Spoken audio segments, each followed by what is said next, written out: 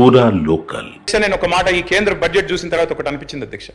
Vizag steel plant కోసం Vizag steel plant ని తిరిగి మరి దాన్ని ఒక ప్రేరణ ఇవ్వడానికి, ఒక ఉద్దీపన ఇవ్వడానికి, ఒక ఫైనాన్షియల్ స్టిమ్యులస్ ఇవ్వడానికి 11,500 కోట్ల రూపాయల ప్యాకేజ్ పెట్టారు అధ్యక్ష. సంతోషం. వైజాగ్ స్టీల్ ప్లాంట్ విషయంలో మాకేం అభ్యంతరం లేదు అధ్యక్ష. వారు మన సోదరులే, తప్పకుండా వారు కూడా బాగుండాలని కోరుకుంటాం. స్టీల్ ప్లాంట్ వాళ్ళు సమ్మె చేస్తున్నప్పుడు కూడా మేము కూడా అడిగినాం, తప్పకుండా వారికి సహకరించని అడిగినాం. విశాఖ ఉక్కును అమ్మొద్దన్నాం, ప్రైవేటైజ్ చేయొద్దన్నాం. కానీ వారికేమో 11,500 కోట్ల ప్యాకేజ్ ఇచ్చారు అధ్యక్ష. సంతోషం, ఇబ్బంది ఏం లేదు. అదే మరి ఆదిలాబాద్ లో అమిత్ షా గారు స్వయంగా వచ్చి చెప్పారు అధ్యక్ష. అమిత్ షా గారు ఎన్నికల ప్రచారంలో చెప్పారు, సిసిఐని తిరిగి తెరిపిస్తాం సిమెంట్ కార్పొరేషన్ ఆఫ్ ఇండియా. మరి దానికి ₹1 పెట్టకపోతే అడగొద్దా అధ్యక్ష? ఆదిలాబాద్ లో సిసిఐనేమో తుక్కు కింద అమ్మేస్తారంట, బయ్యారం ఉక్కు మాత్రం ఉక్కు కాదంట.